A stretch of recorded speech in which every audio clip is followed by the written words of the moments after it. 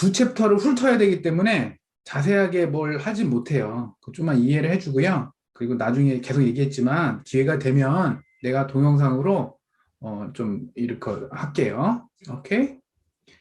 자, 여러분 또 슬라이드 너무 많이 넘어가서 미안해요. 정신없지? 잠깐만요.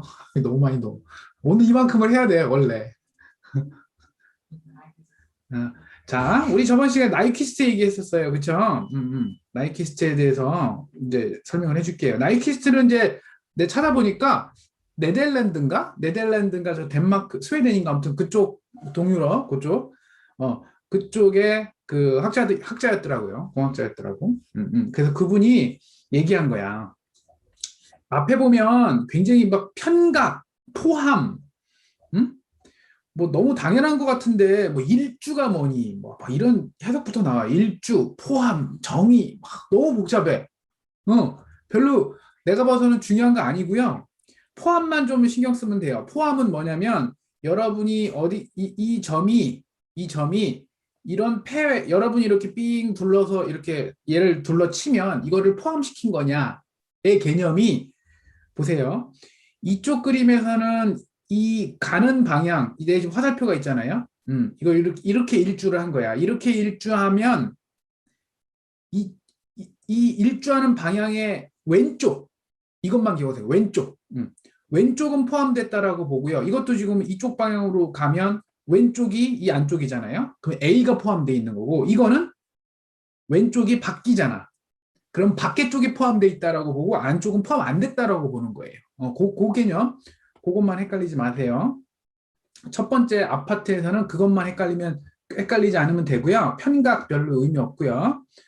중요하지 않아요. 이거 원래는 이제 편각의 이 개념을 이용해서 나이키스트가 그려지는 게 이거거든요. 근데 여기서 지금 그것까지 디테일하게 하긴 어려운데 간단하게 얘기하면 여러분이 임의의 금방 얘기한 이렇게 한 바퀴 제자리로 돌아오는 이 경로를 따라서 여러분이 이렇게 S 값을 선택을 하는 거야. 나 이 값 선택, 이 값 선택, 이 값 선택, 이 값 선택 이렇게 선택하고 이 궤적을 시그마 S라고 부르는 거예요. 이렇게.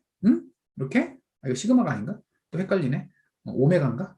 아무튼 이 궤적을 내가 그거를 그 궤적을 따라서 그 S 값을 여기다 넣어주고 싶은 거야. 여기다 하나씩 넣어주면 넣을 경우에 그 크기와 각도는 어떻게 되겠냐라는 건데 그때의 그 크기와 그때의 이 각도를 다른 그래프로 그리는 거예요. 그래서 이쪽에다가는 크기, 이쪽에다가는 각도 뭐 이런 식으로 그리는 거야. 쏘리 헷갈렸다. 요 크기와 각도를 극좌표계를 기준으로 어떤 크기는 여기 원점에서부터 떨어진 거리겠죠. 그리고 요거는 각도겠죠. 요 각도. 그리고 요건 크기. 그렇게 그리면 되잖아. 그러니까 무슨 얘기냐면 내가 S 영역에서 임의의 어떤 점을 하나 딱 찍어갖고 S 값을 선택을 해. 선택을 해서 이 함수에다가 집어넣어요. 여러분이 궁금한 전달 함수에다 집어넣어요. S 값을. 그럼 값을 넣으면 무슨 값이 나오겠지. 근데 그게 크기와 각도로 나오겠죠. 그래서 그때 그 크기와 각도를 새로운 극좌표계의 크기와 각도로 표시하는 거. 그게 나이키스트야. 끝이야, 끝. 그런데 되게 신기한 여기서 컨셉이 나오는 거예요. 뭐냐? 내가 아까 임의의 S 값을 선택을 해서 한 궤적을 이룬다라고 했는데 이왕 하는 거 S 영역에서 S평면에서 우반면을 내가 한번 해보겠다는 거야. 우반면. 이쪽 우반면. 그런데 여러분 잘 알다시피 전달함수의 극점이 우반면에 있으면 불안하다고 했잖아요. 언스테이블이라고 그랬잖아. 그걸 반대 개념으로 만약에 S평면상의 우반면에 있는 임의의 S값을 빼서 그 전달함수에 집어넣으면 어떻게 되겠냐. 물론 당연히 우반면에 있는 어떤 특정한 값을 탁 집어갖고 전달함수에 탁 넣었더니 뭐가 잘못돼. 그러니까 뭐 무한대로 증가하거나 뭐 이런 식의 어떤 특이한 현상이 일어나면 얘는 우반면에 뭐 무슨 거기 극점이 있는 거야. 응? 0점이 있는 거야. 이런 식으로 유추해낼 수 있다라는 거예요. 그래서 나이퀴스트 경로라고 해서 이거를 이제 처음에 이 개념은 되게 쉬운 개념이고요. 이거 개념 자체는 아까 말한 요 개념 자체는 쉬운 건데 여기서 이제 이 나이퀴스트가 이 학자 이분이 대단하신 분인 게 우반면의 어떤 이미 어떤 그 패스를 넣어보겠다. 그 개념을 거기서 만들어진 거고 그걸 이용해서 여러분 이제 여기서 이제 판별법이 나오는 거예요. 그 나이키스 판별법이 나오는 건데 여기 보세요. 우리가 전달함수 m을 쓸 때 1 플러스 뭐 단위 피드백이라고 할까요? 그럼 1 플러스 g분의 g잖아요. 그럼 우리가 실질적으로 중요한 거는 요 밑에죠. 분모긴 해요. 그렇죠? 그래서 요 파트를 여기서는 이제 L이라고 했어요. 루프 전달함수라고 해서 L이라고 했는데 여러분 헷갈리지 마세요. 왜냐면 저기 단위 피드백이 아니면 1 플러스 GH분의 G잖아. 그럼 분모는 똑같고 여기만 달라지잖아. 이것도 루프 전달함수 L이라고 보니까. 그래서 뭐 단위 피드백이든 아니든 나이키스트에 그걸 똑같은 걸 적용하기 위해서 일부러 L이라고 하는 요 값을 썼어요. L이라고 해서 요 썼어요. 그러니까 L이 한마디로 저기 G 아니면 GH야. G는 단위 피드백일 때고 GH는 그냥 일반적인 피드백일 때고. 알겠어요? 그래서 이제 그 우리가 궁금한 건 솔직히 말하면 클로즈드 루프 시스템의 안정도잖아요. 그쵸? 지금 이렇게 G라고 있고 이 시스템이 안정하지 않은지는 G만 보면 돼요. 그냥 이거 G는 뭐 분모분의 분자고 이 분모의 극점이 오른쪽에 있느냐 왼쪽에 있느냐 그걸로 한다라고 그랬잖아요. 그거는 절대 변하지 않는 진리예요. 그런데 만약에 여기다가 내가 단위 피드백을 걸었어. 그럼 어떻게 돼요? 1 플러스 G분의 G가 되잖아요. 그럼 바뀌었잖아. 분모가 아예 바뀌었죠. 그런데 이 선도 나이퀴스트 플롯의 장점은 이 G만 갖고도 요 클로즈 루프 시스템의 안정도를 알아낼 수가 있는 거야. 이 G만 갖고. 그 좋은 거지. 1 플러스 G분의 G라고 하는 이 복잡한 그 단위 피드백을 거친 전달함수의 안정도를 더 간단한 이제 오픈루프 시스템의 전달함수 G만 갖고도 알아낼 수 있는 거야. 그 방법을 나이퀴스트가 고안해낸 거고, 그래서 그 방법을 위해서 아까 말한 대로 그 전달함수에다가 어떤 특정한 S 값을 넣는데 그걸 이왕이면 오른쪽 우반면에 그쵸? 우반면에 어떤 궤적을 만들어서 이렇게 생긴 궤적을 만들어서 이 원은 여러분 엄청 큰 거야.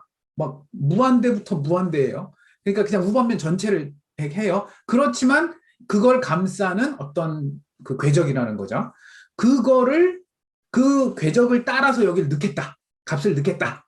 이론상 그렇다는 얘기지. 진짜 넣는 거 아니고 진짜 넣을 수가 없잖아요.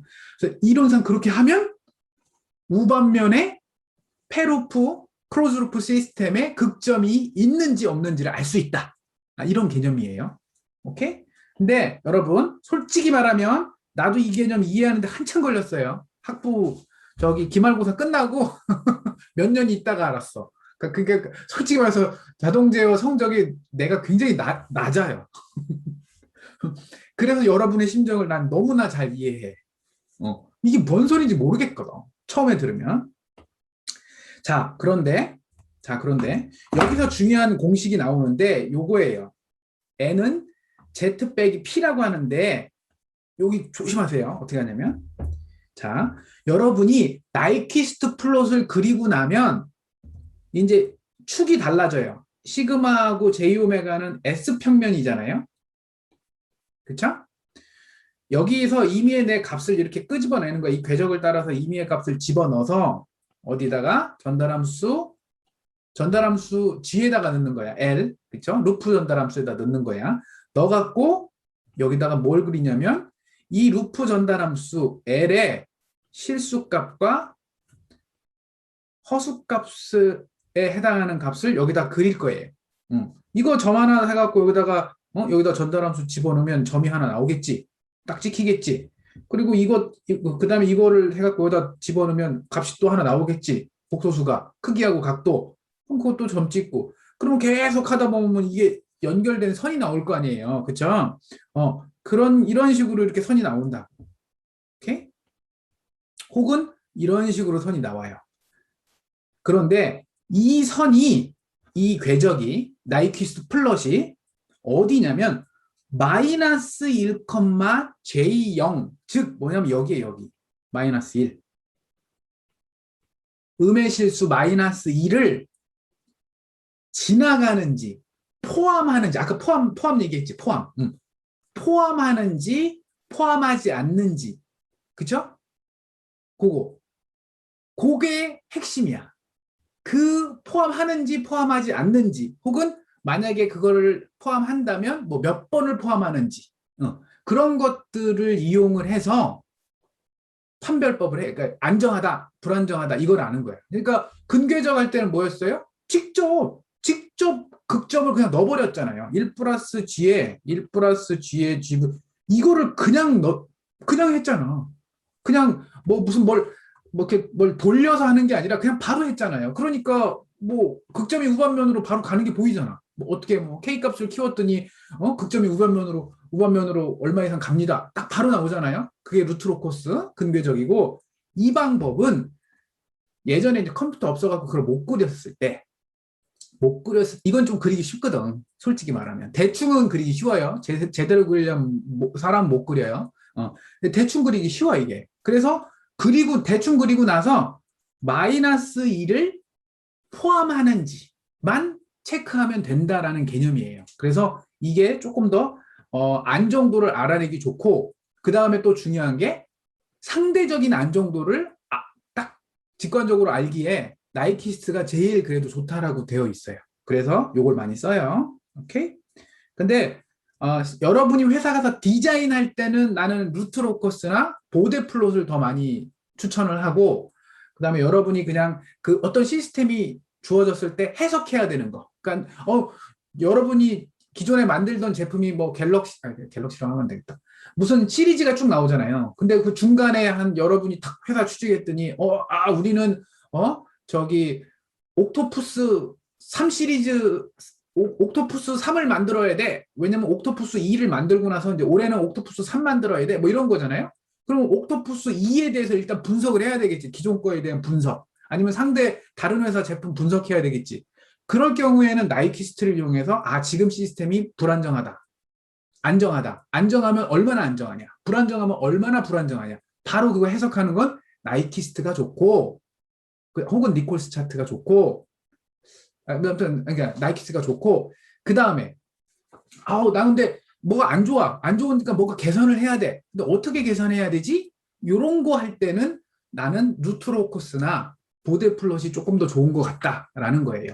그리고 매트랩에서는 저기 컨트롤 시스템 어널리시스인가 뭐 하는 뭐 그런 툴박스가 있어요.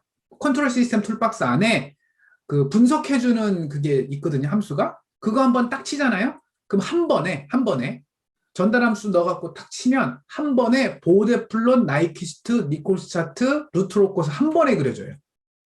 한 번에 그냥 컴퓨터니까 금방 그리잖아. 따로따로 그리는 게 아니라 한 번에 그려줘. 한 화면에 다 보여줘. 그러면 여러분은 그런 거지. 지금 전반적인 안정도를 평가할 때 나이키스트를 보고 그 다음에 여기서 어떻게 하면 얘가 더 좋아지지? 뭘 집어넣으면 좋아지지? 그런 거 할 때는 아까 말한 보데 플롯이나 루트로코스를 활용하는 게 조금 더 좋다. 니콜스 차트는 얘네들의 장점을 좀 모아놓은 애예요. 그래서 만약에 하나만 해야 된다. 진짜 딱 하나밖에 너는 쓸 수 없어. 그러면 차라리 니콜스 차트가 조금 더 좋다라고 합니다. 근데 나는 개인적으로 니콜스 차트는 써본 적이 없고 학부대 이해를 못 해갖고 그래서 나는 솔직히 개인적으로 보데 플롯이랑 루트로코스면 충분하다고 봐요. 나이키스트는 있으면 좋고 없으면 말고. 그러니까 이거 안 한다고 못 한다? 그게 아니야. 이건 다 대체가 가능한 거야. 서로 이거나 선택하는 거예요. 보데플롯을 쓸래? 나이퀴스트를 쓸래? 니콜스차트를 쓸래? 선택의 문제인 거예요. 알겠죠? 그래서 되게 복잡하게 지금 시간이 이번 학기 이게 이제 마지막 시간이니까 없으니까 그냥 결론만 얘기하면 이거보다 더 쉽게 결론만 얘기하면 이거예요. 어떻게 하냐면 문제 딱 하나만 그 다음에 이거는 설명해 줘야겠다. 저 최소 위상 전달 함수인 경우에는 되게 간단해. 이거를 미니멈 페이즈 트랜스퍼 펑션이라고 하는데 뭐냐면 여러분이 아까 말한 대로 우리가 판별해야 될 게 얘, 전체 전달 함수 얘인데 그러니까 피드백 되네. 그런데 만약에 원래 있던 그냥 피드백 안 한 이 G에 얘도 그러면 분자하고 분모로 돼 있을 거 아니에요. 그렇죠? 분모든 분자든 우반면에 전혀 0점도 없고 극점도 없으면 얘는 최소 위상 전달 함수라고 봐요. 오케이? 알겠죠? 단 예외는 있어요. 원점은 괜찮아. 원점을 포함해서 나머지 다 왼쪽에 있어야 돼. 좌반면에 있어야 돼. 근데 교수님 그 질문이 있지. 아니 전달함수는 무조건 우반면에 있으면 안 된다고 그러셨잖아요. 오픈 루프든 클로즈 루프든 아니야. 오픈 루프는 오픈 루프 G는 피드백 걸기 전에는 우반면에 있을 수도 있어. 그런데 여러분이 피드백을 걸었더니 안정화된 거예요. 그래서 그쪽에 있던 극점이 움직인 거야. 왜? 분모가 바뀌었잖아요. 1 플러스 G분의 G로 바뀌었잖아요. 그러면 뭐야? 당연히 극점이 움직인다고요. 그런데 피드백을 걸면 항상 대부분 왼쪽 좌반면 쪽으로 가게 돼 있어요. 그러니까 그런 안정도가 증가한다라고 했잖아요. 그러니까 오픈 루프 시스템은 요 G 피드백 안 하는 시스템은 우반면에 있을 수도 있어. 그걸 여러분한테 주고 얘 이거 우리 거 좀 후졌어. 불안정해. 안정하게 만들어봐. 그럼 제일 쉬운 방법이 그냥 피드백만 딱 걸면 돼. 단위 피드백만 걸어도 될 수도 있어. 그치? 물론 걸고 나서 그것도 부족하면 개인 K도 곱해주고 그것도 부족하면 PD 제어도 추가하고 그것도 부족하면 PID 제어로 또 하고 계속 이런 식으로 개선을 해야 되겠죠? 근데 아예 처음 G부터 우반면에 아무것도 없어. 그냥 딱 봐도 얘는 피드백 안 걸어도 깔끔하게 안정적인데요? 그쵸? 우반면에 없으니까. 그러면 최소 위상 전달 함수라고 보면 돼요. 이 경우에 이렇게 된 경우에 나이퀴스트 그림이 너무 간단하거든. 어떻게 되냐면 아까 판별법 n은 제로라고 했는데 n 이꼴 제로라는 의미가 아까 n이 저기 p 빼기 z였나요? 또 헷갈리네. z 빼기 p, z 빼기 p. 이거 맨날 헷갈려. 이게 뭐냐면 저기 z 빼기 p였어. 그렇지? n은 아까 말한 마이너스 2 여기 점 마이너스 1점을 그 궤적이 몇 번 감싸는지 그쵸? 몇 번 포함하는지가 n이고요. z는 우반면에 그 1 플러스 GHG라고 하는 이 시스템이 우반면에 0점이 몇 개 있는지 그 다음에 P는 극점이 몇 개 있는지 그거예요. 근데 여러분은 어떻게 됐으면 좋겠어? 당연히 얘도 없고 얘도 없는 게 제일 좋은 거 아니야. 그러면 빵이면 제일 좋은 거 아니야. 그럼 빵이려면 어떻게 해야 돼요? 나이키스를 그렸더니 마이너스 1을 포함시키지 않아야 된다는 얘기가 거꾸로 유도가 되는 거예요. 그래서 나이키스트를 그리고 나서 자 만약에 루프 전달 함수가 그러니까 피드백 하는 경우에 이제 요 밑에 분모에 해당하는 얘가 물론 1 플러스 G를 그리긴 해요. 근데 아무튼 G만 생각합시다. G를 이제 L이라고 계속 얘기했으니까. 왜냐면 1 플러스 GH분의 G라고 하는 어떤 단위 피드백이 아닌 피드백일 수도 있으니까. 아무튼 루프 전달함수 L이 최소 위상 형태라면 즉 우반면에 극점도 없고 0점도 없는 깔끔한 진짜 그지? 그런 형태라면 나이퀴스트 경우에 그 다음에 피드백을 걸어. 그 경우에 그 다음에 피드백을 걸고 나서 나이퀴스트를 그리면 뭐예요? 이 선도가 마이너스 1, J0이니까 마이너스 1이지 그냥 그치? 마이너스 1을 둘러싸지 않아. 안정이야. 그치? 그거예요. 그 다음 똑같은 얘기예요. 그리고 만약에 혹시 여러분이 K를 조절할 수 있어. 그럼 어떻게 하면 돼요? 그러면 1 플러스 K 무슨 L이었겠지. 그치? 그러면 요 K를 요렇게 생각해. 그림을 K분의 L이라고 L 무슨 무슨 L 스타? 여기서는 이제 L 이퀄이라고 했는데 다른 소리. KL이니까 이거지. 참. K L EQ라고 생각을 해서 얘를 그려요. 알겠죠? 걔를 그리라는 얘기예요. 오케이? 그래서 되게 어렵게 복잡한데 다 건너뛰고 그냥 저기 이 예제 하나만 딱 풀어보면 금방 이해가 돼. 이거다. L이 이걸 포함하고 있다. 그러면 요거를 여기로 나눠줘요. 응? 그러면 이렇게 되겠죠? 그 다음에 무슨 이거 갖고 극점이 일단 극점은 봐야지. 분모를 봤더니 0하고 마이너스 2하고 마이너스 10이네? 그러면 이거는 최소 위상 전달함수죠. 왜? 우반면에 0점도 없고 극점도 없잖아. 단 0, 원점은 제외라고 했잖아요. 그러니까 이거는 최소 위상 전달함수네. 그러니까 얘는 무조건 나이퀴스트를 그리고 나면 마이너스 1을 포함하지 않아야 하네 라는 거예요. 그래서 이걸 그림을 어떻게 그리냐? 바로 S를 J오메가로 바꿔줘요. 그러면 자 L분의 J오메가로 바꿨으니까 그 다음에 J오메가 플러스 2 J오메가 플러스 10분의 1이 되겠죠. 이걸 그리는데 되게 간단해. 뭐냐? 오메가가 0일 때하고 오메가가 무한대일 때를 딱 그리는 거야. 끝. 그러면 자 생각을 해보세요. 자 이렇게 그리는데 이거는 실수값, L의 실수값, 얘는 L의 허수값. 자 오메가에다 0 넣어봅시다. 먼저 여기다가 오메가에다 이거 0 넣으면 얼마예요? 2네 숫자. 얘는 0 넣으면 10이네. 그러면 2하고 10 곱하면 20이네. 근데 여기다가 0 넣으면 0이 돼버리네 그냥. 계산할 의미가 없네. 그럼 0분의 1은 이건 무한대네.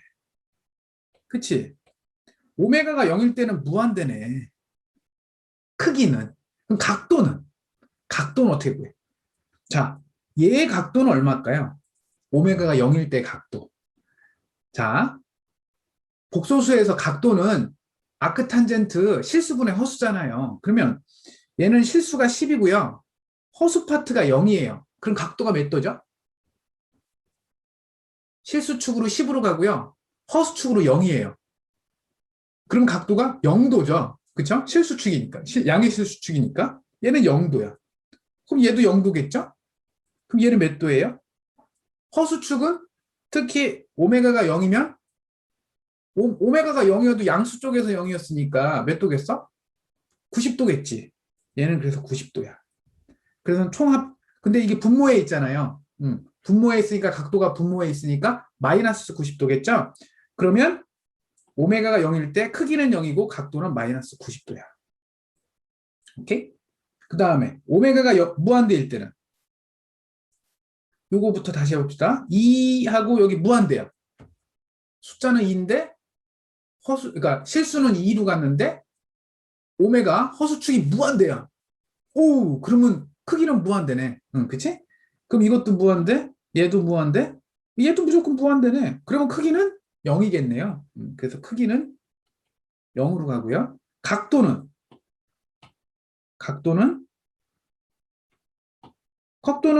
뭐 10, 이거 이런 거 쉬운 거부터 합시다.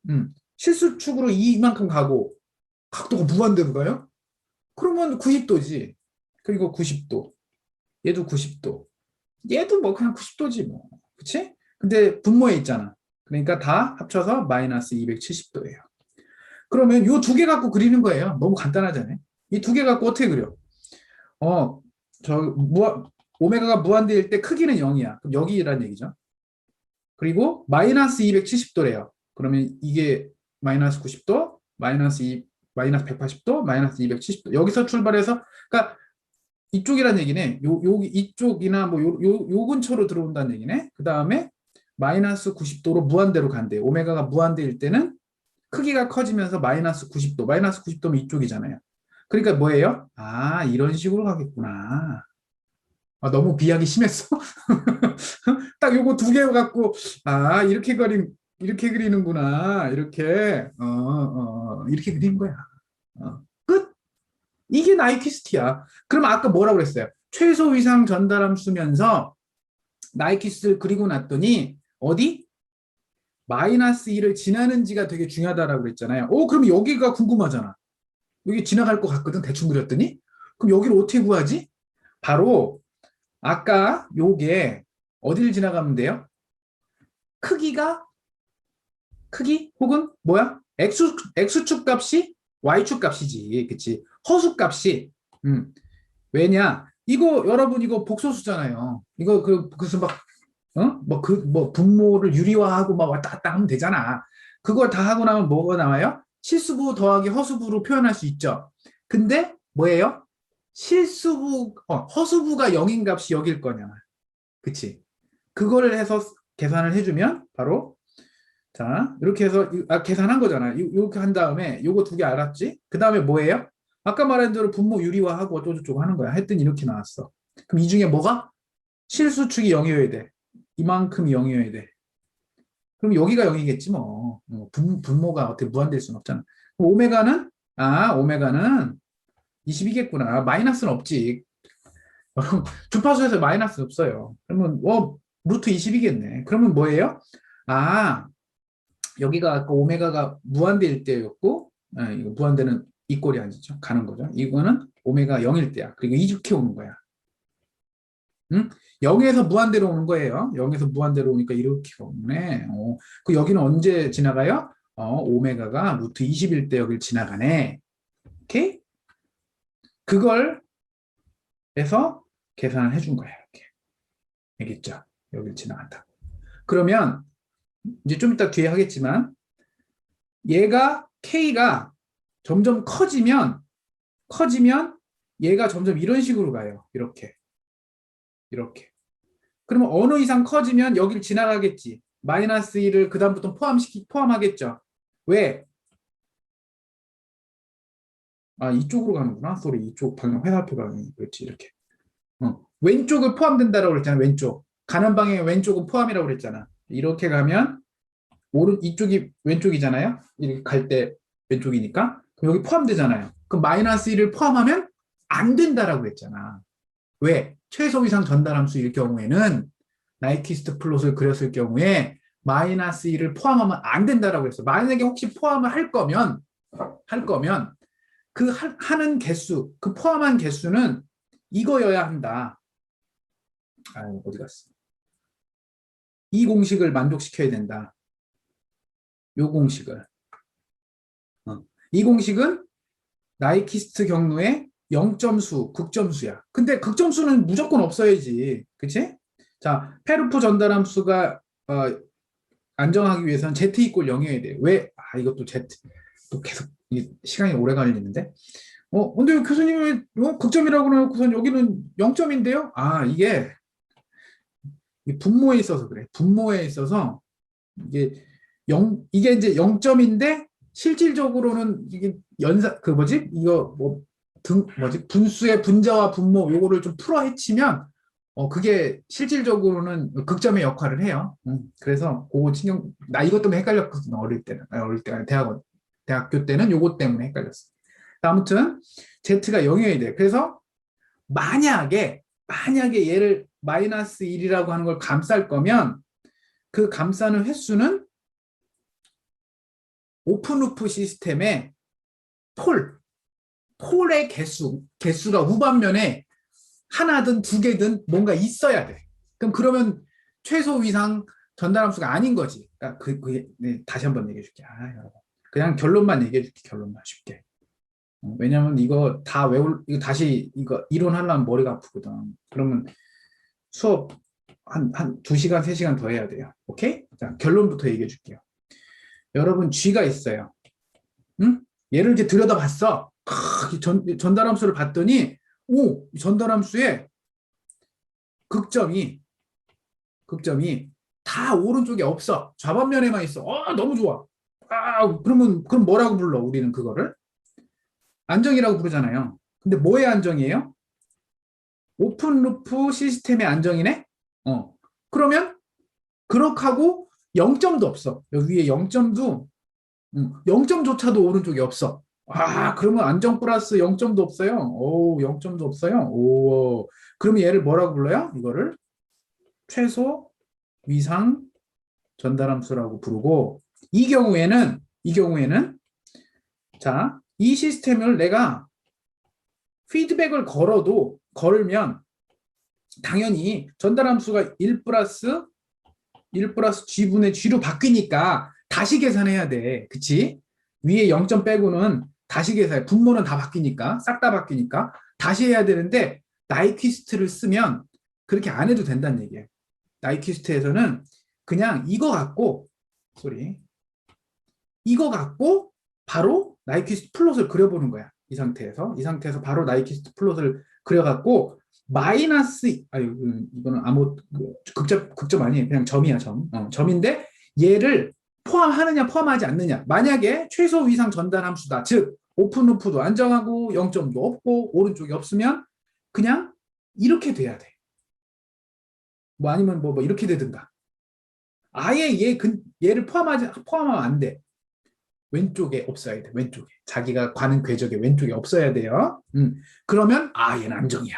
이렇게 부르는데 만약에 여기에 안정이 아니야. 우반면에 극점이 하나 있어. 한 개가 있어.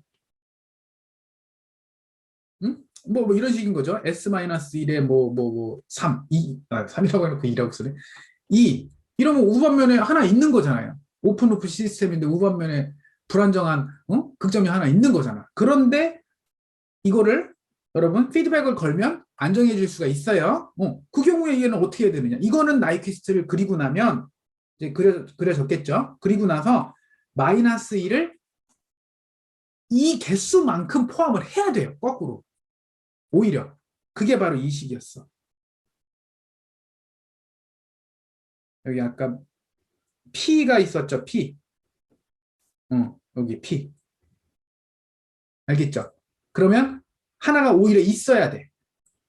알겠죠? 그 차이예요. 좀 자세한 건 내가 나중에 다시 한번 올릴게요.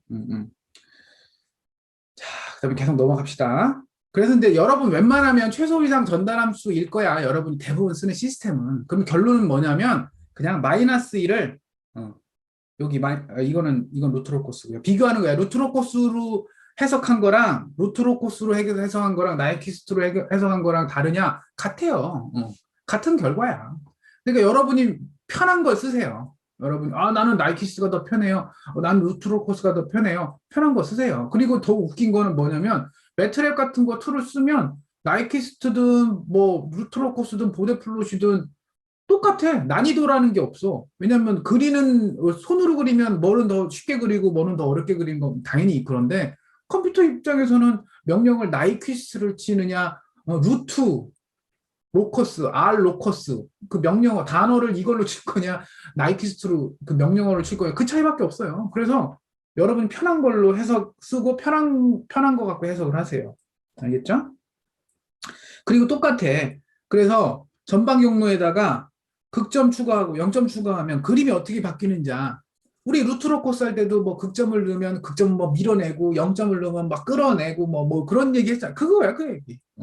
그래서 원래 시스템에다가 여기 0점에다가 극점을 추가하면 어떻게 되느냐.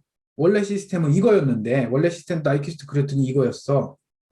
그러니까 내 왼쪽은 뭐야? 내 왼쪽에 얘 마이너스 1이 포함 안 됐잖아요. 그럼 안정한 거지. 그런데 얘는 그러니까 이거 갖고 여러분 피드백 걸어갖고 이렇게 해도 이렇게 해도 얘는 안정인 거야.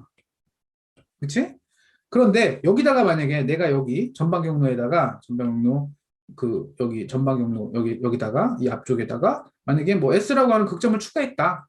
혹은 극점은 S분의 1이구나. 쏘리. 전방 경로가 이게 아니겠구나. G겠구나. 미안해요. S분의 1을 추가하면 어떻게 되느냐. 타입이 증가하지. 적분계 하나 넣으면 타입이 증가하잖아요. 그러면 타입이 증가하면 뭐가 좋아요? 스테디 스테이트는 시간 영역에서 스테디 스테이트는 줄어든다라고 했잖아. 근데 대신 안 좋아지는 게 타입이 증가하면 시스템이 불안정해지거든. 안정도가 깨져. 그 루트로코스에서도 설명했잖아. S분의 1 원점에다가 극점 하나 집어넣으면 어떻게 되는지 설명했잖아요. 그러니까 좀 안 좋아질 거라고요. 안 좋아지는데 나이퀴스트에서는 그림으로 보면 어떻게 되냐면 원래 이렇게 됐던 그림이 이런 식으로 그림이 바뀌어요. 그러면 마이너스 1에 좀 더 가까워졌잖아. 아까는 마이너스 1하고 전혀 상관없이 그리더니 이번에 좀 더 가까워졌잖아. 그러니까 불안불안한 거지. 어? 조금만 더 하면 여기 넘어갈 것 같잖아. 포함시킬 것 같잖아. 그러니까 당연히 그런 의미라는 거예요. 그러다가 하나 더 추가했어. 그럼 당연히 포함되지. 이렇게 가니까. 그럼 포함되잖아요.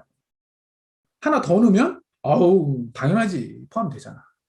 그래서 나이퀴스트 갖고도 0점 추가하면 안정도가 어떻게 되는지 뭐 그런 거는 해석할 수 있어요. 근데 루트로코스는 안정도 해석뿐만 아니라 뭐도 했어. 성능도 좀 했었잖아. 성능? 왜? 제타하고 오메가 N 뭐 이런 거 비교해 갖고 했잖아. 여기는 그걸 못 해요. 나이키스트는. 그래서 나이키스트는 주로 안정도 얘기할 때만 주로 많이 쓰고 성능이랑 이런 얘기는 좀 못해. 할 수가 없어. 그래서 나는 나이키스트를 안정도는 좋은데 나머지는 좀 별로라고 봐요. 그리고 아까 말한 원래 시스템에다가 S분의 1이 아니라 이런 그냥 일미의 극점을 추가하면 아까 그림이 이랬다면 다음 그림은 이렇게 된다는 얘기예요. 그러면 당연히 아까 마이너스 1이 만약에 혹시 여기 있었으면 안정했던 거 극점 추가하니까 불안정해지잖아. 그럼 안 좋다는 얘기지. 그러니까 그런 걸 여기서 볼 수가 있어요. 오케이? 그 다음에 여기서 항상 나오는 얘기가 그 이제 연습 문제 여러분 연습 문제 나중에 회사 갔는데 혹시 이런 업무를 맡으면 이론 조금 보고 나서 연습 문제를 한두 개를 이렇게 풀어보세요. 그러면 이해가 쏙 될 거야. 오케이? 이 8-9-인가가 되게 좋은 예제거든요. 그거 꼭 한번 보면 되고요. 이거야, 이거. 결국. 이게 뭐냐? 여러분, 이거잖아. 여러분, 이거 궁금한 거잖아. 시간 영역의 어떤 결과를 궁금한 거야. 탁, 내가, 이렇게 임펄스 응답을, 아니, 소리. 유니스텝 입력을 줬을 때 출력이 어떻게 나오는지 궁금한 거잖아. 그래갖고 이거는 주파수 영역에서 해석할 때는, 피크, 그쵸? 그 다음에 위상, 이렇게 해석할 수 있다. 요거 두 개 연관관계가 서로 있다라고 지금 10장 앞부분에서 얘기했잖아요. 그런데 그게 나이퀴스트에서도 보인다는 거야. 이거를 만약에 나이퀴스트를 그려보면 이런 식으로 그려질 가능성이 높은데 이 경우에 뭐예요? 무한대에서부터 0으로 가요. 무한대에서부터 0으로. 여러분 방향 조심하세요. 0부터 무한대로 가는 게 아니야. 무한대에서 0으로 가. 오메가가 무한대부터 오메가가 0 쪽으로 가는 거예요. 화살표 방향이. 그러니까 포함이 이쪽이지. 그치? 마이너스 1을 포함 안 하고 있죠? 그러면 이런 그림인 거야. 그런데 K가 좀 커지잖아요? 그럼 얘가 좀 더 이쪽으로 가요.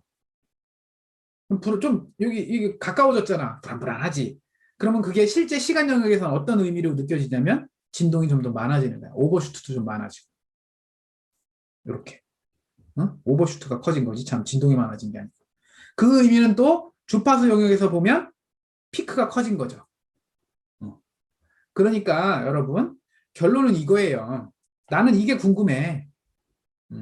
근데 이건 너무 어려워. 실제 시스템에다가 스텝 입력을 줘갖고 결과를 얻어내기 쉽지 않아. 그러면 어떻게 하면 돼요? 조금 더 그리기 쉬운 주파수 응답 쪽을 그려. 그래서 해석을 하든가. 그렇게 해석이 잘 되면 끝이야. 더 이상 안 해도 돼. 근데 이것도 쉽지 않아. 나이키스트 플롯을 이용을 해갖고 요걸 유추를 하고 혹은 요걸 유추할 수 있다. 그럼 좋은 거잖아요.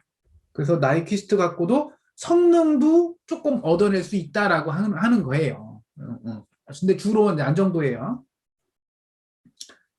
보이죠? 얘가 마이너스 1을 포함하기 시작하면 자 이게 이제 임계 불안정이고 이거를 이렇게 넘어가면 이제 이렇게 되겠지. 바로 이런 식으로. 그 의미는 뭐냐면 시간 영역에서는 임계는 줄지 않고 계속 진동하는 거고요. 주파수 응답 쪽에서 보면 피크가 무한대죠. 왜? 제타가 0이니까. 얘도 이거 제타가 0인 거죠. 그러니까 이 의미는 여기를 지나간다는 의미는 제타가 0이라고 봐도 돼. 표준형 2차 시스템이라면. 오케이? 자, 그 다음에 이거는 불안정이잖아요. 불안정. 그리고 조심하세요. 주파수 영역에서는 이거랑 얘랑 구별이 안 돼. 이건 안정이잖아. 얘는 안정이고, 그렇죠? 안정이고, 얘도 안정으로 보이지 않아요? 오히려 임계일 때는 여기가 무한대라서 얘는 임계 불안정이다, 임계 안정이다 알 수 있는데, 아예 불안정인 건 이거는 구별이 안 되네. 대신 페이즈를 보면 돼. 페이즈가 뒤집어졌잖아. 페이즈가 항상 내려간다라고 내가 얘기했죠. 입력을 줬는데 당연히 출력이 뒤쳐서 와야지. 얘는 앞서가잖아. 그게 말도 안 되는 얘기지. 그쵸? 그게 뭐예요? 이거는 이제 이렇게 딱 보면, 이건 완전 불안정이구나. 이건 개인은, 아까 피크는 내가 잘 모르겠는데, 페이즈에서 말도 안 되는 값이 나오네. 그걸 바로 알 수 있어요. 오케이? 자, 페이즈 마진. 이걸 개인 마진이라고요. 마진이라고 부르고요. 그래서 이거 합쳐서 GM, 개인 마진. 개인 마진은 바로 간단해요. 자, 아까 여기 마이너스 1 있죠? 거기까지의 거리야. 요 거리. 그런데 그 거리를 어떻게 계산하냐면, 먼저 나이퀴스트 플롯이 여기 음의 실수 값을 지나는 어떤 요 점이 있다면, 만약에 있다면, 그때를 뭐라고 부르냐면 페이즈 크로스오버라고 불러요. 페이즈 크로스오버. 왜냐하면 각도로 보면, 요 원점에서 각도로 보면 이쪽은 마이너스 180도죠. 왜냐면 이렇게 되니까. 180도지. 플러스 180도. 180도를 지날 때의 오메가는 그때 페이스 크로스오버라고 부르거든요. WP. WP. 오메가 오메가 P. 요걸 페이스 크로스오버라고 하고, 요때의 원점서부터 여기까지의 거리를 L에 요 오메가 P를 넣어준 그 크기 L이 되는데, 요 마이너스 1까지의 거리를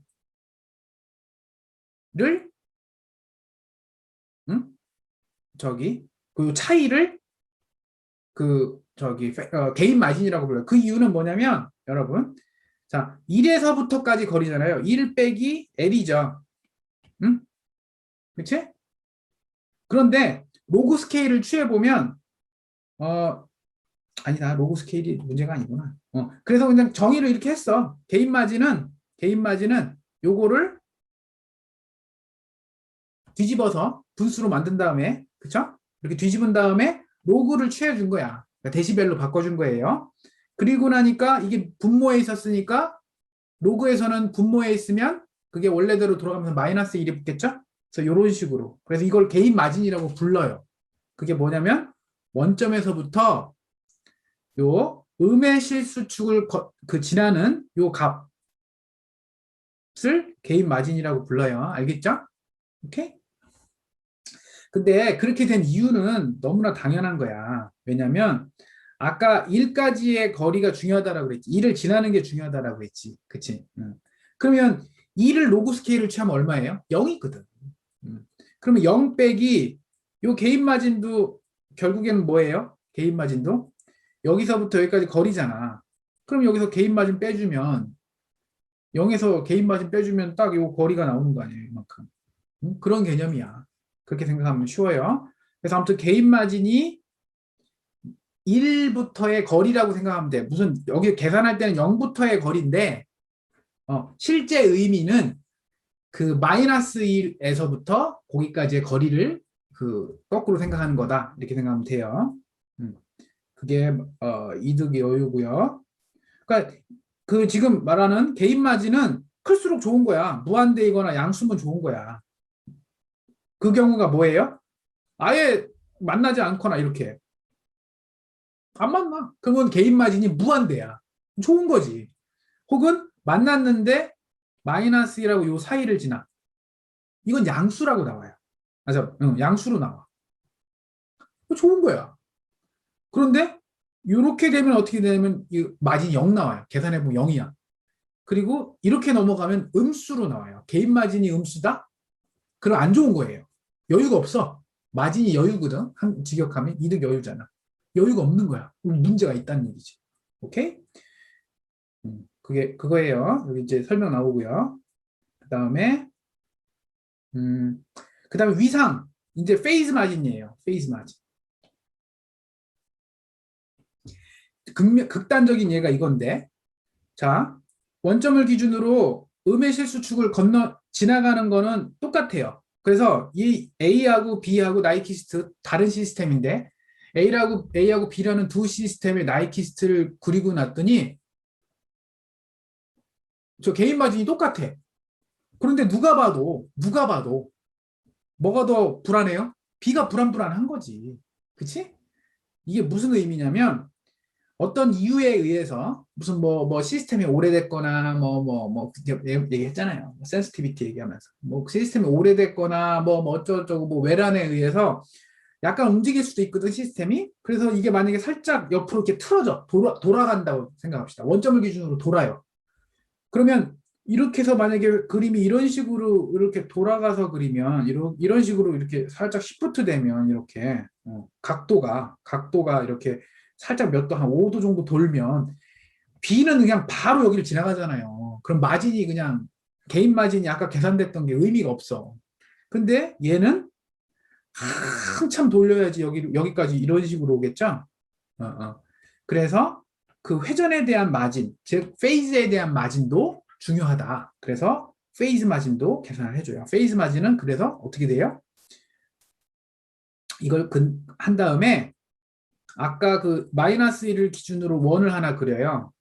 원을 하나 그리고 그 원과 나이키스트 플롯이 만나는 요 점과의 요 점의 요 각도를 페이즈 마진이라고 해요. 오케이? 그럼 아까 여기서 봤을 때 여기서 이렇게 원을 그리면 얘는 페이즈 마진이 요만큼이고 A는 페이즈 마진이 이만큼 되죠. 엄청 크죠. 좋은 거야. 그러니까 페이즈 마진도 커야 좋고 개인 마진도 커야 좋은 거야. 그래서 나중에 여러분 좀 이따 설명하겠지만 시스템 여러분한테 그 일을 주어질 때 개인 마진이랑 페이즈 마진 크게 해주세요 이렇게 한다고. 값수로 정확하게 얘기하는 경우 많아요. 얼마 이상 키우라고. 그러니까 그런 거에 관련된 예제 요거 8의 10의 1 이런 거 좀 풀어보세요. 오케이? 그 다음에 보데 플롯이야 여러분. 보데 플롯은 좋아. 왜? 회로망 때 배운 이유가 뭐겠어요? 컴퓨터를 쓰지 않고도 그릴 수 있어. 대충. 얼마나 좋은 거야. 여러분 지금까지 내가 얘기한 루트로커스니 보데 플롯은 손으로 대충 그릴 수 있어. 그래도 그나마 정확하게. 나이퀴스트는 대충 그리는데 손으로 대충 그리면 정말 대충 그리는 거야. 별로 의미 없게 대충 그려져요. 오케이? 그 다음에 니콜스 차트는 손으로 못 그려. 그런 느낌이야. 알겠죠? 그래서 보데 플롯이 참 좋아요. 대충 그릴 수 있어요. 그리고 아까 말한 그 이득 교차점, 위상 교차점 얘기했고 이득 교차점 얘기 안 했구나. 이득 교차점은 바로 저기 여기를 지나는 게 이득 교차점이에요. 여기를 지날 때 오메가를 이득 교차점이라고 불러요. 그거하고 이득 여유, 아까 말하는 저 개인 마진, 페이즈 마진 이런 것들을 나이키스트로 아까 다 보였잖아. 그런데 보데 플롯이 조금 더 쉽게 구할 수 있어. 그러니까 괜찮은 방법이지. 그래서 나이키스트보다 좀 더 구체화할 수 있어. 왜? 여러분이 디자인할 때 제어기 설계해야 되잖아요. 여러분 회사 가서 그런 거 할 때 뭐 개인 추가하거나 뭐 PD 제어 아까 말한 뭐 우리 정원 씨가 얘기한 PD 제어에서 KP를 얼마로 하면 어떻게 되는지 어떻게 바뀌는지를 볼 때 오히려 보데 플롯이 조금 더 눈에 잘 보여요. 근데 단점이 있어. 단점이 아까 말한 최소 위상 시스템의 안정도만 보데 플롯은 표현돼요. 아까 나이키스트는 저기 그 최소 위상 시스템이 아닌 경우에도 그 마이너스 1을 그 포함하는 그 횟수를 조절하면 아까는 뭐 절대 포함하면 안 된다라고 그랬는데 한 번은 포함해도 되는 이유는 최소 이상 전달함수가 아닌 경우에는 뭐 그 우반면에 그 극점의 개수에 따라서 혹은 0점의 개수에 따라서 뭐 몇 번 포함하느냐 반대를 포함하느냐 뭐 이런 것들을 그 좀 고려해서 해석을 하면 저 최소 이상 시스템이 아닌 경우에도 해석이 되는데 보데 플롯은 그걸 못해요. 그러니까 이거는 또 단점이 이게 아주 큰 단점이 딱 하나 있는 거지. 그러니까 뭐냐면 절대적인 게 없어요. 뭐 하나는 잘하고 얘는 뭘 잘하고 얘는 뭘 못하고 뭐 그런 게 있는 거야. 그래서 섞어서 써야 돼. 계속 얘기하지만 다행인 건 루트로코스 매트랩에서 그걸 다 해줘요. 한 번에. 그거 하면 돼요. 자, 보드플롯 그리는 건 여러분 했으니까 안 그리고요. 여기서는 이렇게 하면 돼. 이게 위에 거, 보통 보드플롯은 위에 거, 이제 L에 대해서 그리는 거예요. 이건 데시벨이에요. 여러분 조심하세요. 데시벨, 디그리. 그리고 이제 반 딱 나눠갖고, 위에는 게인 그리고 밑에는 페이즈 그리죠? 요 경우에 위에 쪽에서 0dB, 0dB를, 왜냐면 여러분, 2를 로그 스케일 취하면 얼마야? 2를 로그 스케일 취하면 0이거든. 그 뜻이야. 여기를 쭉 선을 그으세요. 그리고 요 위쪽은 불안한 거야. 다시. 페이즈에서는 마이너스 180도. 왜 마이너스 180도야? 플러스 180도나 마이너스 180도나 이렇게 가면 뭐야? 음의 실수, 음의 그거잖아요. 크기 1이고 마이너스 음이라는 게 무슨 뜻이야? 마이너스 1이라는 뜻이잖아요. 이게 뭐야? 크기는 1이고 거리로. 그 다음에 뭐예요? 각도는 플러스 180도 혹은 마이너스 180도. 그래서 그 의미야. 그 의미를 따로따로 그렸을 뿐이에요. 그래서 개인 마진은, 여기서 말하는 개인 마진은 마이너스 180도, 페이즈가 마이너스 180도일 때 요 0dB와의 차이가 음수로 나와야 돼요. 음수. 여기 음수 계열로 나와야 돼요. 음수로. 그래야 음수로 나와야 개인 마진은 양수야. 아, 이거 조심해야 되겠다. 말 실수하면 또. 개인 마진은 양수예요. 양수. 페이즈 마진은 양수여야 돼. 둘 다 양수인데, 개념이 0dB 밑으로 와야 돼. 여기가. 오케이? 그 다음에 페이즈 마진은 마이너스 180도를 기준으로, 0dB를 지나는 요 개인 크로스오버를 쭉 선을 그어갖고, 요 180도, 마이너스 180도와의 요 차이, 요거를 페이즈 마진이라고 불러요. 알겠죠? 지금은 좀 이해가 안 돼도 여러분, 지금 내가 나중에 동영상 다시 올릴 테니까, 지금 시간이 너무 없어갖고, 이것도 못 끝내겠네. 알겠죠? 요것만 하면 돼. 보드플롯 그리는 건 여러분 페로망 때 했으니까, 해석하는 것만 하면 돼요. 오케이? 보드플롯 이렇게만 해석하면 끝이야. 더 이상 할 거 없어. 자, 그렇게 하면 되고요. 그래서 이제 연습 문제 이런 거 하나 보면 돼. 그치? 여기 개인 마진, 페이즈 마진. 없는 시스템 많아요. 개인 마진 이런 거 보면. 개인 마진 4.5밖에 없고요. 왜? 여기 이제 딜레이 같은 것도 있을 수 있어. 시스템을 입력을 넣었다고 바로 나오진 않는 경우 많죠? 그래서 이런 딜레이를 라플라스 변환하면 익스포넨셜 마이너스 TDS라고 표현된다라고 그랬잖아요. 여기가 딜레이 되는 시간의 어떤 값이고. 이러면 얘 크기 얼마예요? 오일러의 항등식에 나오는 얘기잖아. 이거 크기는 1이고, 그러니까 개인에 전혀 영향을 주지 않아요. 이 텀은. 뭐에만 영향 줘요? 페이즈에만 영향 줘요. 그래서 원래 시스템이 이랬는데, 요 딜레이 텀이 들어가면 페이즈가 이렇게 확 꺾여요. 페이즈가 꺾이면 뭐가 나빠지냐면, 자, 마이너스 180도를 지나가는 위치가 아까 여기였는데, 지금은 여기로 지나갔다고. 그러면 개인, 마진, 우리가 개인 마진 따질 때, 여길 기준으로 했을 때는 값이 이만큼이었는데, 한 20dB였는데, 페이스 크로스오버 쪽이 확 이쪽으로 줄면서 뭐가 돼요? 개인이 확 줄어요. 그 아무것도 한 거 없는데 딜레이 때문에 그냥 개인 마진이 확 줄어. 그럼 뭐예요? 시스템이 불안정해지는 거야. 알겠죠? 그래서 그런 거 조심하세요. 딜레이. 그래서 그런 거 해석할 때 보드플롯 쓰면 된다는 얘기야. 알겠죠? 자, 그 다음에 이건 넘어가고요. 그럼 이제 니콜스 차트 할게요. 니콜스 차트는 딴 거 없어요, 여러분. 너무 걱정하지 마. 자, 페이즈하고 여기 데시벨 나오잖아요. 뭐지? 이거 페이즈하고 데시벨? 아까 그랬던 여기 이거 뭐야? 데시벨하고 페이즈? 근데 대신 아까 보드플롯은 이쪽 축이 오메가 축이었거든? 물론 로그 스케일로 그린 거긴 하지만 이쪽은 크기, 이쪽은 디그리, 그죠? 데시벨, 디그리. 그런데 지금 니콜스 차트는 그걸 어떻게 그린 거냐면 바로 데시벨과 디그리. 그 얘기 뭐냐면 아까 이렇게 크기로 그렸던 거를 요렇게 돌리고요. 보드플롯의 크기를 요렇게 돌리고 아까 페이즈를 그렸던 거를 이렇게 옮긴 다음에 두 개를 그냥 짬뽕해서 그린 거예요. 한 번에. 그러니까 보드 플롯을 두 개를 크기, 데시벨로 표현된 크기와 페이즈, 디그리로 표시된 페이즈를 한 번에 그린 게 니콜스 차트예요. 끝. 됐죠? 그래서 그러면 거기 기준이 뭐야? 크기는 아까 0 기준이었죠. 보드 플롯에서. 그리고 각도는 180도였죠. 마이너스 180도. 그래서 니콜스 차트에서 고려해야 될 거는 여기 점이야, 점. 이 점을 기준으로 거기를 지나가느냐, 지나가지 않느냐. 지나가느냐, 지나가지 않느냐를 갖고 해주면 된다. 그것만 하면 돼요. 그리고 니콜스 차트의 좀 장점은 요게 있어. 여기 뒷부분에 보면. 장점을 표현하는 게 이거야. 니콜스 차트의 장점은, 나이키스트랑 거의 똑같아요. 나이키스트도 결국엔 뭐냐면 크기와 각도를 대신 극좌 표계로 표현한 거고, 걔는 원점을 기준으로 이렇게.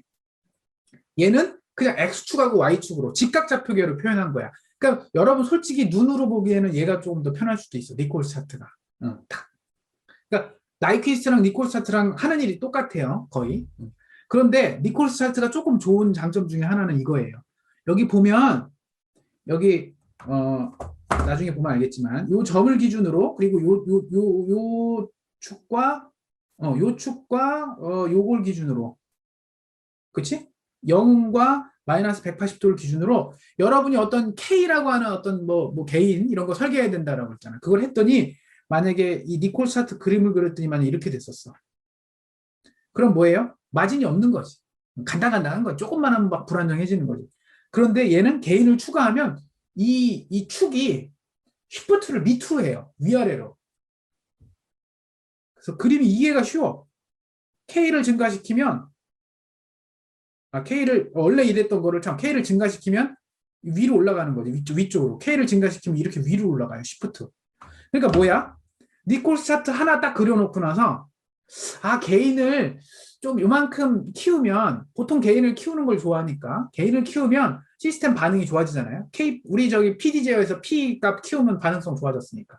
그걸 키우면 안정도는 어떻게 되지? 마진이 얼마나 줄지? 그거는 니콜스 차트에서는 이 그림을 그대로 시프트 위로 올리면 되거든. 그러니까 이거는 괜찮네. 그러니까 내가 성능을 시간 영역의 성능을 향상시켰을 때 안정도가 얼마만큼 손해를 보는지를 얘는 바로 볼 수가 있어. 니콜스 차트를. 그게 좋은 거잖아요. 좋아요. 근데 난 안 써요. 여전히 잘 안 써. 오케이?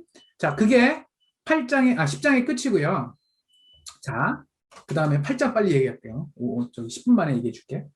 8장은 상태 공간. 이게 되게 중요한 거야. 요즘 최근에 한 10년, 20년은 다 이걸로 다 제어해요. 상태 공간으로.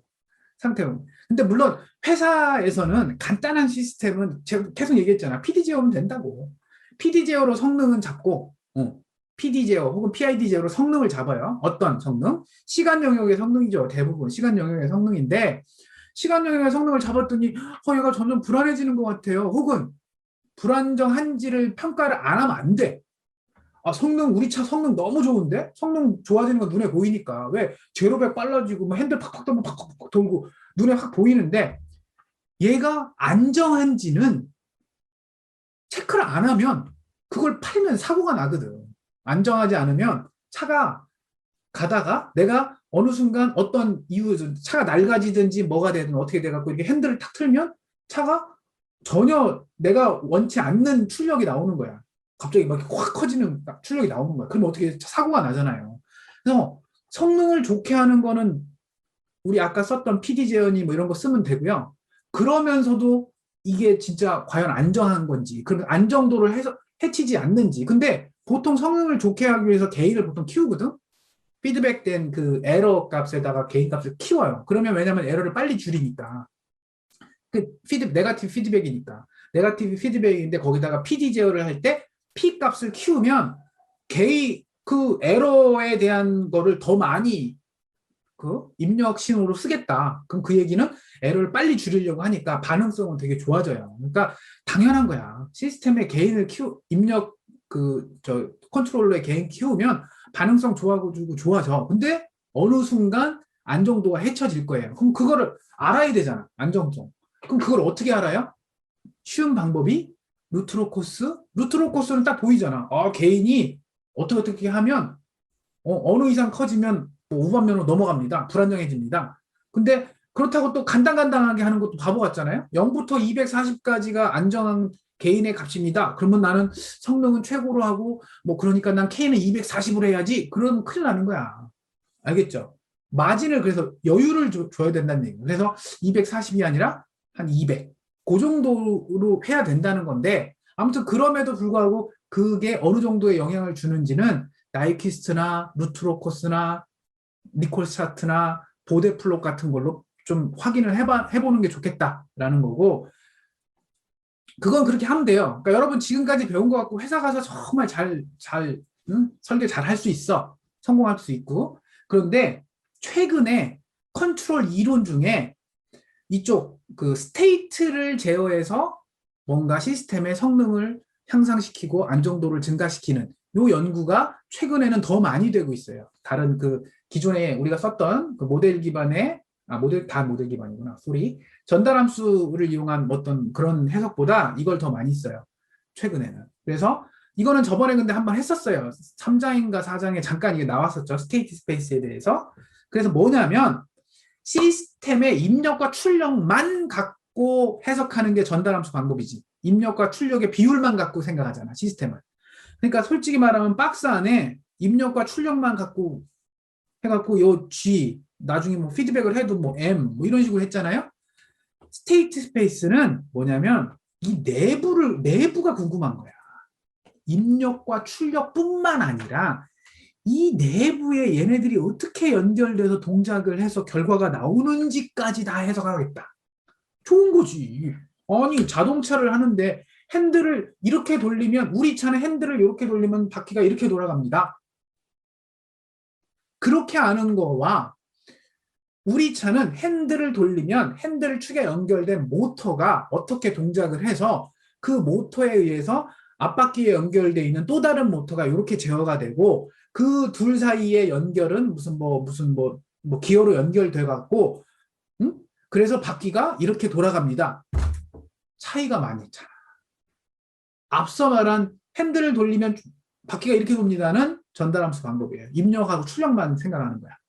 상태 스테이 스페이스는 핸들을 돌리고 바퀴가 돌아가는 건 똑같죠. 입력과 출력은 다 표현되고 플러스 이 중간중간에 입력부터 출력 사이의 모든 관계를 다 표현하는 거야.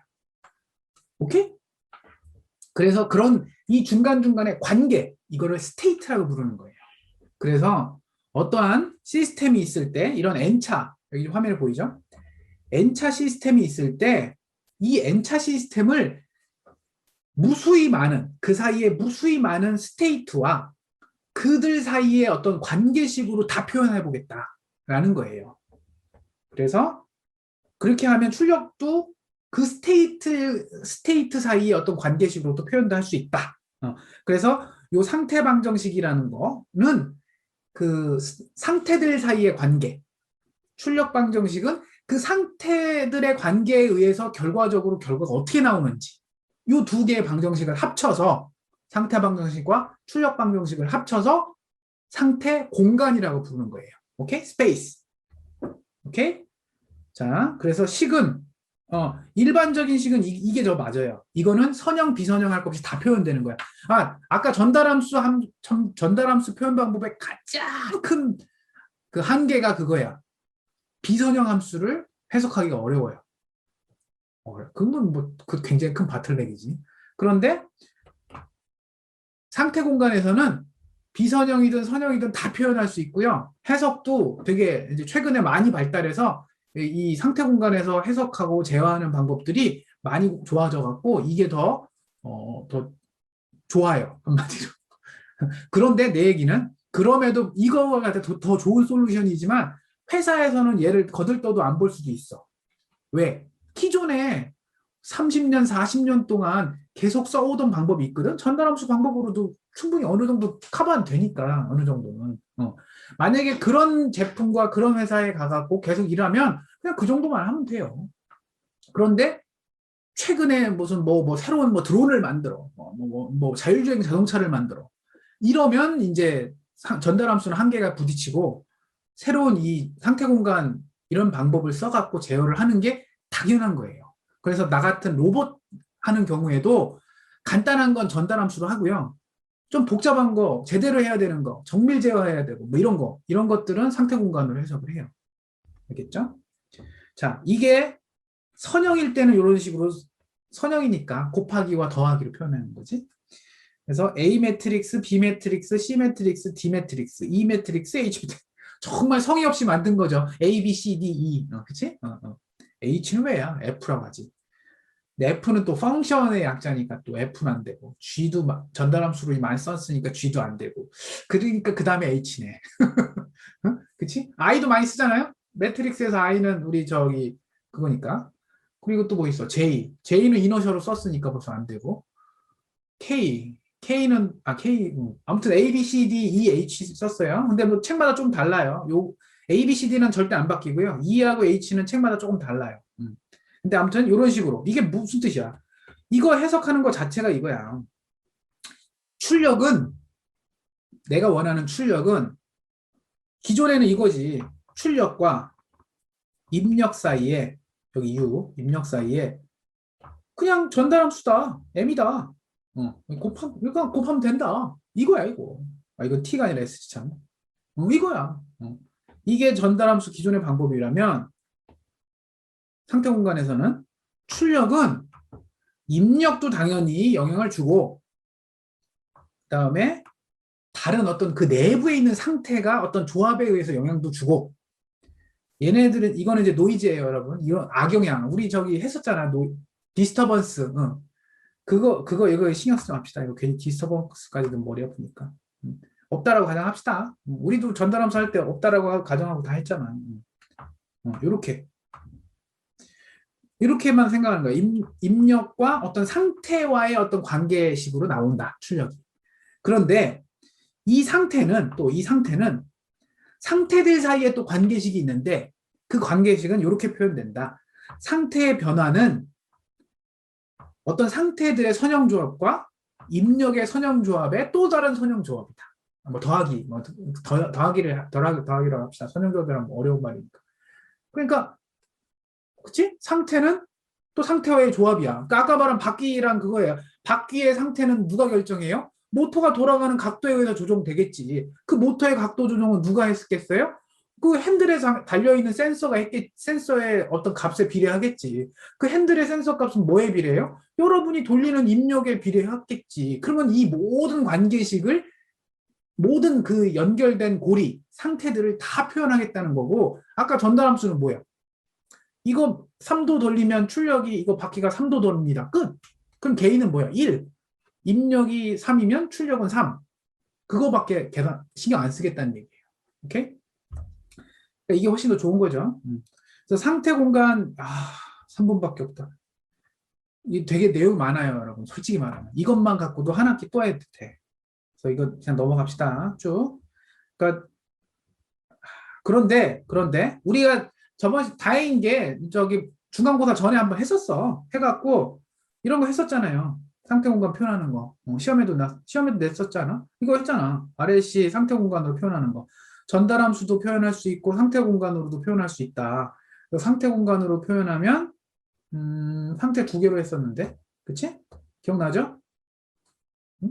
기억날 거예요. 그래서 그렇게 표현할 수 있고, 근데 되게 당연한 거지. 같은 시스템 갖고 표현을 이렇게 하느냐 저렇게 하는 거냐니까 결국에 뭐예요? 전달함수를 상태 공간으로 표현할 수도 있고 상태 공간을 전달함수로 표현할 수도 있다라고 배웠잖아요. 그게 이거였잖아. 그래서 여러분 전달함수를 상태 공간으로 한 번에 바꾸는 방법이 이거였잖아. 그치? 기억나죠? 이거죠? 미분 방정식을 라플라스 변환해서 한 번에 전달함수로 바꿀 수도 있고, 그치? 아니면 상태 공간으로 표현하면 상태 3개, x1, x2, x3 왜? 3차식이니까 그거 갖고 맨 마지막 식에서 요 값 -5, -1, -2, 입력 1 왜? 이걸 다 이쪽으로 이항하니까 해갖고 요 밑에다가 써주면 된다. 그리고 여기 1 써주고 여기 1 써주면 된다. 했었어요, 여러분. 그러니까 당연한 거죠. 상태 공간으로 표현한 게 더 더 정보가 많은 거잖아. 정보가 더 많은 거에서 뭐 전달함수야 뭐 금방 뽑아내는 거지. 그치? 그거예요. 그래서 전달함수와의 관계를 아까 그 매트릭스 표현된 걸 표현을 쓰면 이런 식으로 표현이 돼요. 제대로 된 표현은 이거고요. 이거 신경 쓰지 말고 노이즈니까 이것도 신경 쓰지 말고 그러면 이건 초기값에 의한 거고 전달함수는 초기값 0이라고 그랬잖아. 근데 얘는 초기값도 표현할 수 있어. 더 좋은 거지. 여기 초기값 이건 전달함수 그렇죠? 그거예요. 그래서 전달함수가 초기값이 0이라고 하면 이게 전달함수가 될 거야. 이거는 뭐냐면 얘는 노이즈에 의한 전달함수니까 얘는 신경 쓰지 말고 이게 전달함수입니다. 그치 당연한 거지. 같은 거를 했으니까. 그래서 이거 연습 문제도 있어요. 미분 방정식을 저기 상태 공간으로 표현하면 이렇게 되고 이거와 출력이 되고 이걸 갖고 전달함수를 바꿔주면 전달함수는 이렇게 표현된다. 왜냐면 두 개야. 전달함수가 두 개예요. 얘는 식이 두 개잖아. 전달함수 두 개야. 입력이 두 개고 출력도 두 개라서. 오케이? 자 그런 식으로 하면 된다. 그래서 서로 왔다 갔다 한다. 그리고 특성 방정식 또 나오네. 왜냐면 전달함수를 표현할 수 있다는 얘기는 특성 방정식도 나온다는 얘기죠. 그래서 특성 방정식을 계산을 해보면 이거예요. 특성 방정식은 A 매트릭스만 알면 돼. 딱 이렇게 구할 수 있어요. 요거는 여러분 행렬식이라는 뜻이죠. 계산하는 거 알 거예요. 여기서 이제 아이겐밸류 나오고요. 아이겐 벡터 나오거든요. 이름 멋있잖아. 나도 이거 이름에 혹해갖고 엄청 대단한 건 줄 알았어.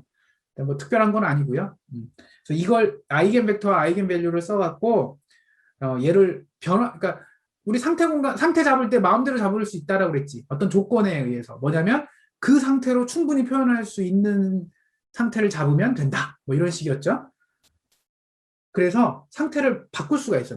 나는 처음에는 아까 핸들하고 모터하고 기어하고 무슨 센서의 조건이었는데 나 그거 말고 좀 다른 상태를 잡아갖고 표현하고 싶어요. 그렇게 해도 된다라고 그랬어요. 그래서 그걸 바꿔주는 거. 매트릭스, A 매트릭스, B 매트릭스, C 매트릭스, D 매트릭스를 시스템에 영향 없이 그냥 표현법만 바꿀 수 있어. 그 방법이 바로 여기서 말하는 트랜스포메이션이에요. 트랜스포메이션. 시밀라리티, 트랜스포메이션. 뭐냐? 성질은 그대로 유지되고 겉모양만 바꿔준다. 이걸 할 거고요. 이걸 하는 이유는 이걸 하고 나면 컨트롤러빌리티와 옵저버빌리티라는 표현이 나오거든요. 그래서 그걸 이해하기 위해서 이런 아까 아이겐밸류, 아이겐벡터를 해서 시밀러리티 트랜스포메이션을 표현한 거고 그걸 통해서 컨트롤러빌리티, 옵저버빌리티를 하는 이유는 뭐냐면 아까 입력하고 출력만 표현하는 전달함수는 별로 그렇게 신경 안 써도 되는데 중간중간에 뭐 내부에 막 이런 연결 관계를 하다 보니까 뭐가 문제냐면 자동차를 예를 들면 막 이렇게 표현하다 보니까 뭐 핸들을 돌리면 센서가 측정을 하고 그 센서에 맞춰서 모터가 돌고 모터가 돌면 뭐 기어를 조정해 갖고 바퀴를 움직입니다. 이 관계식을 하는데 중간에 어떤 친구가 저는 그 상태에다가요 에어컨 차 내의 온도와 에어컨과의 관계도 넣어볼 거예요. 상태를 두 개 더 추가했어요. 그럼 어떻게 되는 거예요? 그게 무슨 의미냐면 그렇게 되면 과연 내가 에어컨을 조절해서 온도를 낮추면 바퀴가 돌아가요? 아니잖아. 혹은 온도를 측정하려면 뭐 핸들의 위치를 알 수 있어? 내가 얼마나 돌렸는지 알 수 있어? 전혀 관계가 없죠. 그걸 알고 싶은 거야. 뭐냐면 상태들을 막 아무렇게나 막 내 마음대로 잡을 수 있다라고 했더니 정말 너무나 마음대로 잡아서 말도 안 되는 걸 잡은 거야. 그래서 아까 말한 에어컨, 뭐 온도 뭐 이런 걸 상태로 잡은 거야. 그럼 뭐 어떻게 돼요? 그럴 경우에 에어컨을 조절을 해도 바퀴를 컨트롤할 수 없습니다. 그 얘기가 바로 컨트롤러빌리티야. 그 얘기는 뭐냐면 에어컨을 조절해도 바퀴는 컨트롤할 수 없다. 컨트롤러빌리티가 없다. 그러면 내가 자동차 실내 온도를 열심히 들여다보면 핸들에 이걸 관찰할 수 있어요? 못하잖아. 그게 옵저버빌리티야. 관측성. 그 두 개가 옵저버블 하고 컨트롤러블 해야 내가 그 스테이트를 내 맘대로 조절을 해서 입력도 얻어내고 출력도 유추해내고 입력에 맞춰서 출력도 내 맘대로 컨트롤할 수 있다. 그런 개념이 컨트롤러빌리티와 옵저버빌리티예요. 그런 개념을 그 다음에 순서대로 쭉 가서 이제 나오거든요, 이렇게. 근데 이건 미안해요. 시간이 벌써 지났어. 여러분, 나가도 돼요. 나는 근데 좀 마무리 좀 더 짓게. 저기, 다음에 수업 있는 친구는 나가요. 미안해요. 시간 배분을 여전히 끝까지 못하는구나. 계속 조금 한 5분만 더 설명할게요. 저기, 시간 없는 친구는 나가도 돼. 수속 체크 안 해도 되니까. 시험 범위 아니니까 신경 쓰지 말고, 기말고사 잘 보고요. 질문 있으면 조교 통해 갖고 단톡방에다 올리면 그 시험 관련돼서는 얘기해 줄게요. 시험은 앞부분 주로 위주로 나오고 뒷부분 저기 나이퀴스트랑 주파수 응답은 쉬운 것만 낼게. 오케이? 그러니까 주파수 응답 저는 제대로 푸는 걸로 나오고 주파수 응답은 뭐 간단하게 낼게요. 오케이? 자, 이런 식으로 되고요. 뭐 분해 뭐 이런 거는 여러분 나중에 설계할 때 쓰려고 하는 거고요. 그 다음에 이렇게 제어성에 관련된 얘기가 나오는 거야. 이게 왜 그러냐면 여기서 되게 중요한 게 나오거든. 스테이트를 그러니까 아까 말한 대로 똑같은 거야. 내가 핸들을 돌려서 원래 이제 전통적인 전달 함수는 핸들을 돌려서 바퀴를 컨트롤하는 입력과 출력을 제어하는 그 블랙박스 전달 함수를 갖고 얘기를 하는 건데 여기서는 스테이트 갖고 하잖아요. 그러면 그게 무슨 얘기냐면 내가 핸들을 돌려서 출력을 제어도 하지만 내가 중간에 이 스테이트들을 중간에 뭐 핸들을 돌려서 센서를 돌리고 센서를 돌려서 모터를 돌리고 모터를 돌려서 기어를 돌려서 바퀴를 움직이냐고 한다면 분명히 내가 이걸 돌리면 돌아가겠죠. 핸들을 돌리면 바퀴가 돌겠죠. 그러면 중간에 건너뛰고 내가 그냥 바로 모터를 컨트롤하면 바퀴 이거 조절할 수 있는 거 아니에요? 혹은 내가 그냥 센서 값을 그 중간에 센서 값을 읽으면 입력을 유추해낼 수 있는 거 아니에요? 그런 것들이 가능한 게 이게 스테이트 피드백이에요. 그러니까 출력을 피드백 해도 되는데 그게 아니라 나는 그냥 중간중간에 모든 이 스테이트, 중간중간에 이 센서들, 액추에이터들의 이 모든 스테이트들을 피드백을 해서 걔네들을 조절을 잘하면 결국에는 출력 값이 제대로 제대로 나오지 않겠냐. 이 개념이 스테이트 피드백이에요. 되게 좋아요. 이게 스테이트 피드백이 잘 돼요. 결론적으로 얘기하면. 그래서 이거는 매트랩에서도 이것도 당연히 지원하고요. 여기 보면 전달함수 위치에 이런 게 있잖아. 그러니까 이거는 여러분 수식이 이렇게 돼요. 미분 방정식으로 표현돼. 어쩔 수 없어. 이렇게 쓰고요.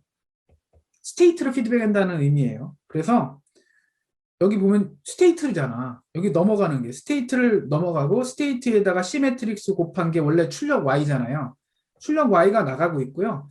그 중간을 피드백을 해요. 그래서 옵저버, 왜냐면 스테이트를 옵저빙 해야 되기 때문에 스테이트 옵저버를 달아서 스테이트를 옵저버, 그러니까 제대로 된 스테이트는 아니지. 이건 옵저브드 된 스테이트지.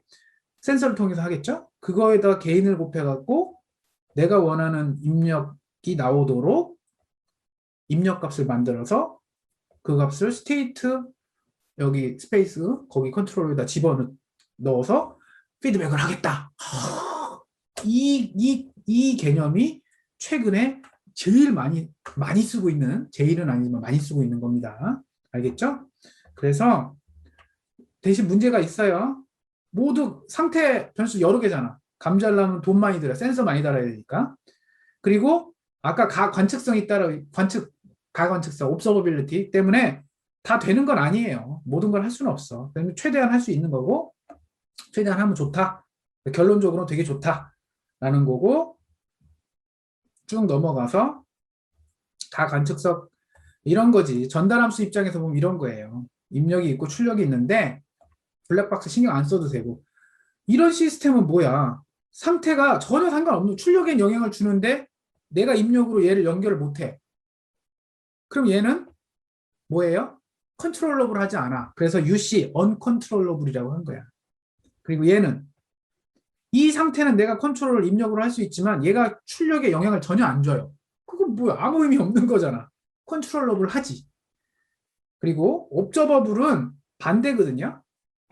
출력을 보고 이 상태를 관찰할 수 있느냐, 볼 수 있느냐.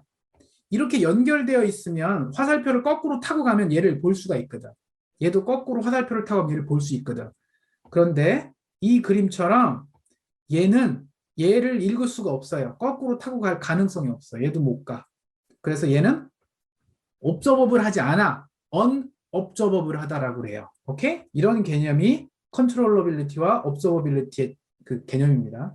그게 그러니까 그래서 여러분이 스테이트 제어기를 쓴다. 스테이트 피드백을 쓰겠다. 그러면 컨트롤러블하고 옵저버블한 시스템이면 너무 세상이 아름다워. 너무 좋아. 완벽해. 다 할 수 있어.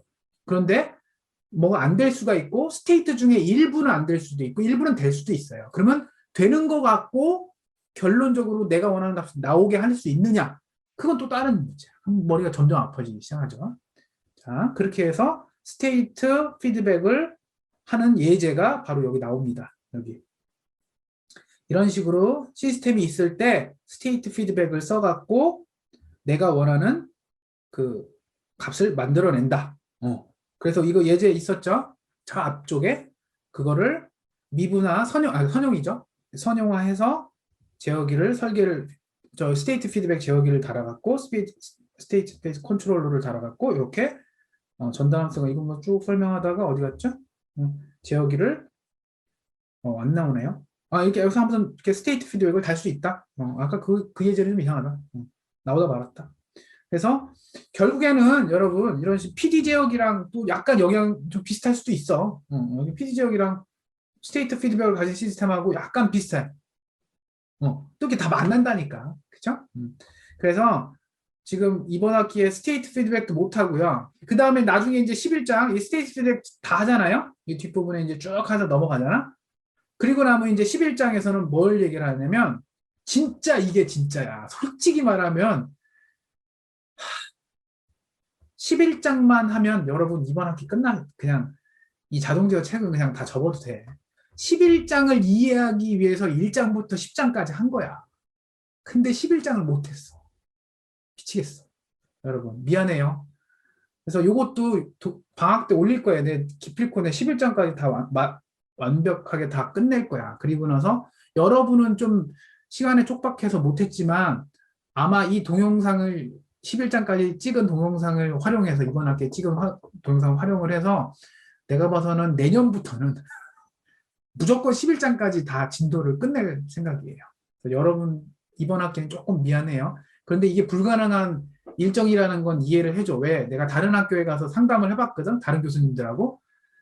나이키스트도 안 한대요, 여러분. 나이키스트 전에 끝낸대요, 자동제어는. 근데 나는 좀 욕심이 있어서 이번 학기 무리해서 많이 했어. 솔직히 말하면 너무 많이 했어. 그래서 좀 미안하고 그럼에도 불구하고 나는 계속 그 욕심이 있어서 더 많이 가르쳐야 될 거라는 욕심이 있어서 아마 방학 때도 계속 11장까지 다 만들어 놓을게요. 그래서 궁금한 친구들은 11장까지 다 동영상 보세요. 그러니까 이거는 이 11장은 내용 이거야. 보세요. 이거 다 나오잖아. 시간 영역과 7장인가 했지? 주파수 영역 8장에서 한 내용이지? 그걸 이용해서 제어 시스템을 설계하려고 하는 거야.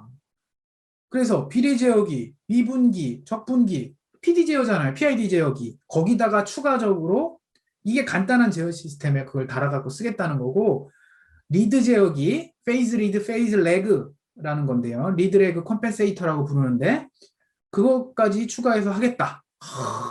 이건데 솔직히 말하면 이걸 여러분의 회사 가서 하는 건데 그래서 매트랩을 써서 하겠다 그거고요. 대부분 이런 식으로 사양을 줘요. 내가 얘기했잖아. 회사에서 뭘 어떻게 하고 어떻게 좋아지게 하라고. 그게 바로 이런 식으로 준다고요. 이렇게. 상대원 정도는 얼마로 주고요. 최대 오버슈트는 얼마로 하고요. 정정 시간은 얼마로 해주세요. 라고 이렇게 딱 얘기를 해준다고. 그러면 여러분은 그걸 갖고 이런 식으로 딱 이렇게 탁 스펙을 주면 그거 갖고 그거에 맞도록 제어기를 만드는 거야. 시스템을 먼저 해석하고 제어기를 만들어야 돼. 그 방법은 보데, 나이퀴스트, 루트로코스, 니콜 차트 이런 기구를 이런 그림 그리는 방법을 쓰든가 아니면 매트랩을 써요. 오케이? 그래서 제어기 구조가 되게 다양해요. 여러분이 갖고 있는 시스템은 이건데 이 시스템인데 여기에다가 제어기를 어떤 식으로 달 건지가 제일 쉬운 게 이거였죠. 우리가 한 거. 여기다 이렇게 달 수도 있어. 혹은 아까 스테이트 피드백처럼 스테이트를 피드백할 수도 있고요. 제어기를 이 두 개를 짬뽕할 수도 있어요. 여기도 달고 여기도 달고. 근데 여기다 달고 여기다 달 수도 있어요. 여기도 달고 두 개 이렇게.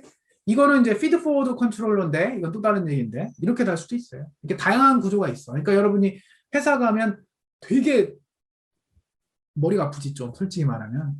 걱정하지 말고 내가 이거 동영상 잘 올릴 테니까 11장 동영상 올릴 테니까 만약에 여러분이 이쪽 분야 회사를 간다면 자동차도 마찬가지. 자동차 공장도 자동차 회사도 이런 거 해야 되니까 가야 된다면 그 11장은 꼭 보세요. 오케이? 11장이 챕터가 제일 길어요. 그래서 동영상은 최대한 내가 짧게 만들어 볼게요. 알았죠? 그래서 11장 동영상은 방학 때 올릴게요.